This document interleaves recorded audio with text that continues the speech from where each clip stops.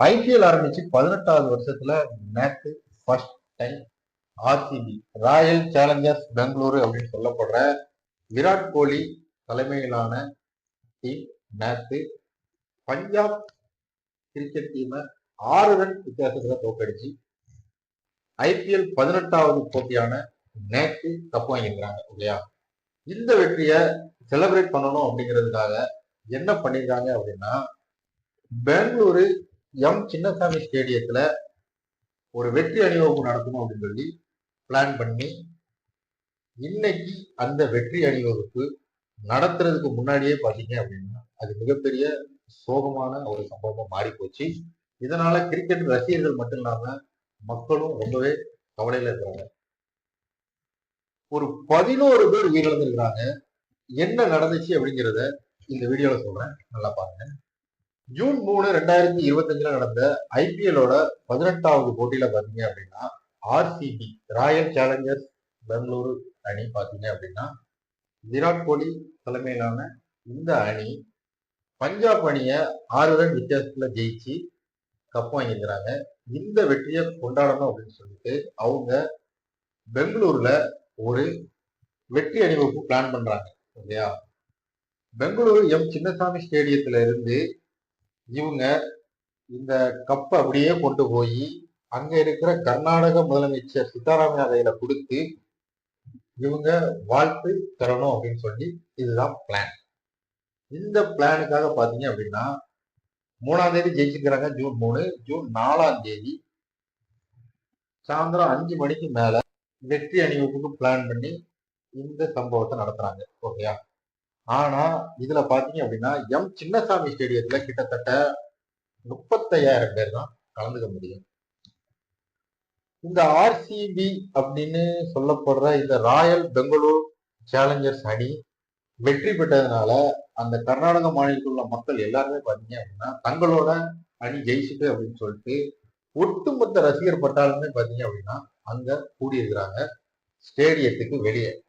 கிட்டத்தட்ட லட்சக்கணக்கான பேர், அதாவது ஸ்டேடியத்துல நல்லா பாத்தீங்க அப்படின்னா 35,000 40,000 பேர் தான் இருக்க முடியும் ஸ்டேடியத்துல.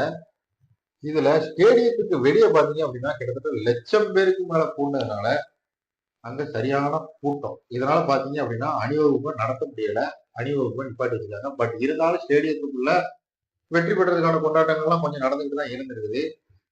இந்த ஸ்டேடியத்துக்கு வெளியே இருந்த மக்கள்லாம் என்ன பண்ணிருக்காங்க அப்படின்னா அந்த கேட்டை உடைச்சு உள்ள போகணும், ஓபன் பண்ணி உள்ள போகணும் அப்படின்னு சொல்லி முன்னேற முயற்சி பண்ணியிருக்காங்க. இதனால பாத்தீங்க அப்படின்னா மிகப்பெரிய கூட்ட நெரிசல் ஏற்பட்டு கிட்டத்தட்ட 11 பேர் இறந்துருக்கிறாங்க. இதுல பாத்தீங்க அப்படின்னா சின்ன குழந்தை பெண்களும் இருக்கிறாங்க. இதுல தமிழர்களும் இருக்க வாய்ப்பு இருக்கு அப்படின்னு சொல்லி சொல்லப்படுது. அது மட்டும் இல்லாம 30 பேருக்கு மேல காயடைஞ்சிருக்கிறாங்க. இவங்கள அங்க உள்ள ஆஸ்பத்திரியில சேர்த்துக்கிறாங்க. இந்த காயடைஞ்சவங்களுக்கு இலவச சிகிச்சை அளிக்கணும் அப்படின்னு சொல்லி அங்க உள்ள கர்நாடக முதலமைச்சர் சித்தராமையா சொல்லியிருக்கிறாரு. மேலும் பாத்தீங்க அப்படின்னா 11 பேர் இறந்துருக்கிறாங்க. இவங்களுக்கு ஆர்சிபி மற்றும் கர்நாடக மாநில கிரிக்கெட் வாரியம் 5 லட்சம் ரூபாய் கொடுக்குறோம் அப்படின்னு சொல்லி சொல்லியிருக்காங்க. இந்த ரூபா பாத்தீங்க அப்படின்னா மனித உயிர்களை மதிப்பில்லாதது. பட் இது அவங்க படுற கஷ்டத்துக்கு ஒரு ஒத்துமையா இருக்கட்டும் அப்படிங்கிற ஒரு எண்ணத்துலதான் இந்த ரூபாயை கொடுக்குறோம் அப்படின்னு சொல்லி இந்த சம்பவம் நடந்ததுக்காக அவங்க ரொம்ப வருத்தி மன்னிப்பு கேட்டுக்கிறாங்க.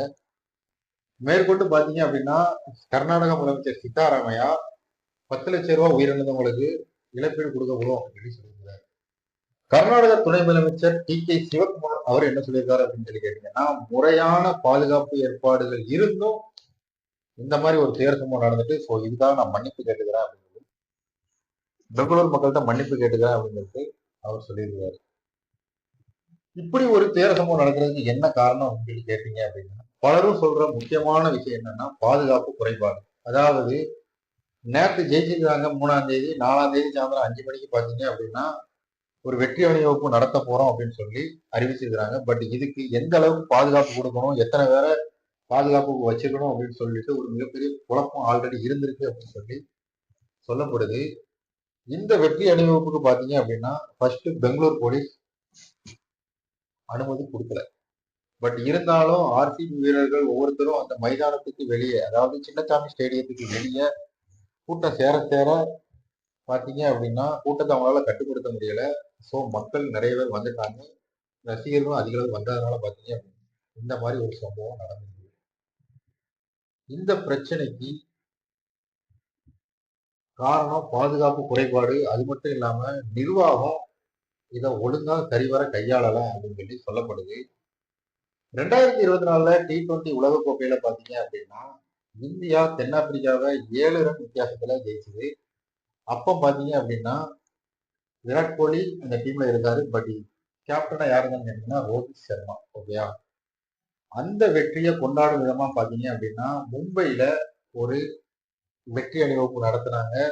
அந்த வெற்றி அணிவகுப்பை அப்படியே நடத்தி பிசிசிஐல இருந்து 125 கோடி ரூபாய் வாங்கினாங்க.